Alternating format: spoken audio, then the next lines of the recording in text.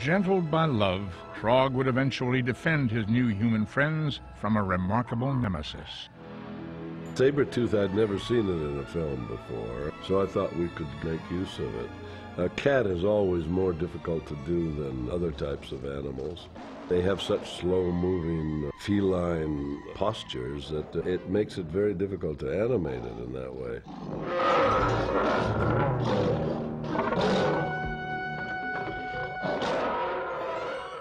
For all his ferocity, the tiger required very delicate handling. If in touching him, Ray ruffled his fur in the wrong way, the camera would see it. It's a masterpiece of Ray's maturity. Yet, like all his work, it speaks of, and to, a child's sense of adventure. There's a certain childlike quality I think one has to maintain for the love of a fairy tale, for the love of fantasy. Nothing reflected that love more memorably than Ray's Pegasus, created for his last film, The Clash of the Titans. As he did for all his characters, Ray drew hundreds of storyboard sketches, pre-planning Pegasus's screen life in infinite detail. But that was only part of the creative process. In most films that I'd seen in earlier times about Greek mythology, they always pictured Pegasus with very small wings, and you were never quite convinced that they could lift him off the ground. And I found it a challenge to try to make a convincing-looking flying image that would give you the illusion that the horse could be actually lifted into the air.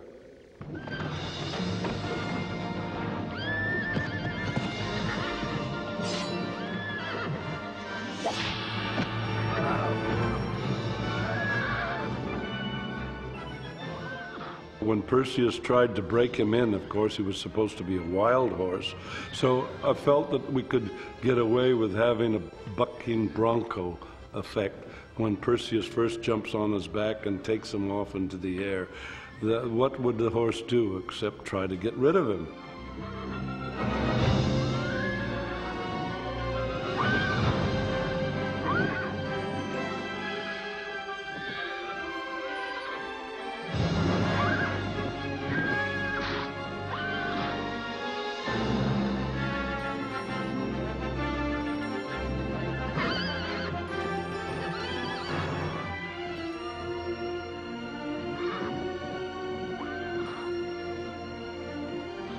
Titans is, of course, based on a story drawn from Greek mythology.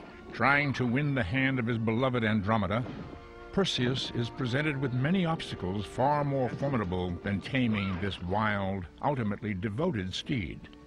None was more frightening than his encounter with Medusa. Ray virtually reinvented this evil goddess, departing completely from the way artists through the centuries had portrayed her. The scene with the Medusa in the labyrinth is absolutely incredible. I think it's the finest piece of work he ever did, and it's a masterwork of lighting, of animation, and of drama. Adding to the challenge, Ray lit the scene by flickering fires, an enormously difficult illusion to sustain in stop motion. Medusa was a very interesting character to work with, although very complicated to animate. For each frame of film, which is 1/24th of a second, you had to move 12 snakes in her hair, the heads and the tails of each snake. Then you had to move the hand. Then you had to move the arm. You had to keep the body in synchronization with the rest of the torso, with the tail, with the rattle. I didn't want to make just a normal woman with snakes in her hair. That wouldn't turn anyone into stone. So I felt we had to make her as ugly as possible and have this power in her eyes to turn people to stone. We gave her a serpentine quality, an evil look, so that she would be more of a menace than just a pretty face with snakes in her hair.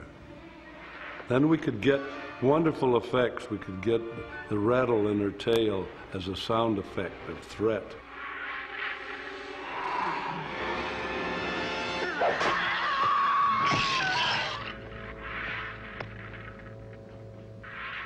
The Greeks always thought their gods were the same as the human beings. They had the same foibles, the same misgivings that the human would have, but they were just larger people living on Mount Olympus.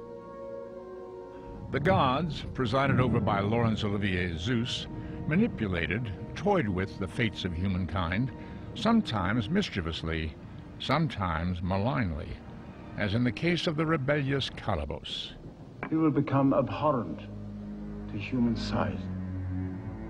He'll be shunned and forced to live as an outcast in the swamps and marshes. He'll be transformed to a mortal mockery, a shameful mark of his vile cruelty. In a way, what the gods did is not so different from what Ray has done all his life, controlling the lives and destinies of his subjects. I don't think there's any special, strange quality that made me want to have a God complex. But when you look at it, you say, here you're putting on the screen images that appear to be alive, and you're controlling exactly what they do. And that's why this concept in Greek mythology appealed to me so much, that the gods were manipulating humanity. What we all want is power. We as boys and as young men and as men, want to control the world as best we can.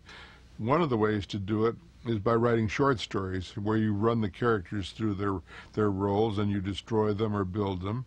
And the other way is doing what Ray has done.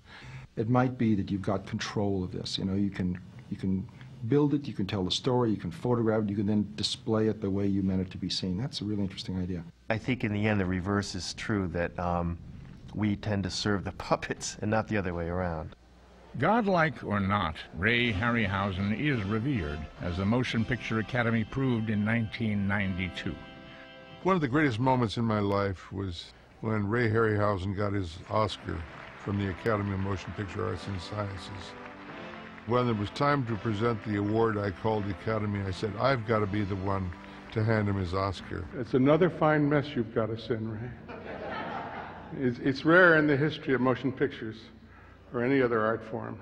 The two young men meet and promise themselves a lifelong friendship, plus an enduring love for dinosaurs. How to bring them to life, how to put them on the screen. And in 1938, just out of high school, Ray Harryhausen came into my life. Good Lord, what a friend to have. Someone just as crazy as I was about primeval monsters and how to get them into theaters and keep them there forever. So Ray Harryhausen, lifelong dear friend, with all my love and all my heart, come get your reward. So the night of the awards, I was out on stage. I brought him his Oscar, we embraced, and I cried like crazy because I felt it was my Oscar too. It was an award for all the years of love and patience and paying attention to one another. Oh my God. I don't know what to say. Thank you. Thank you so very much. It's most appreciated.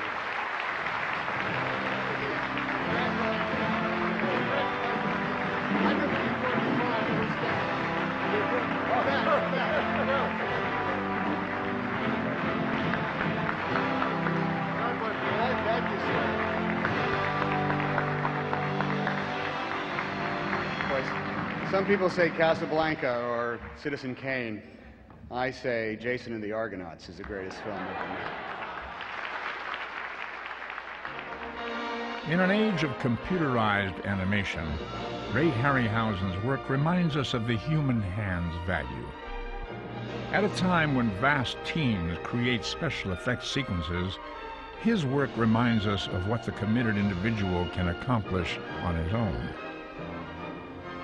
In this moment of the mechanized imagination, this unforgettable work recalls for us the value of the open and wondering eye, the informed and compassionate heart.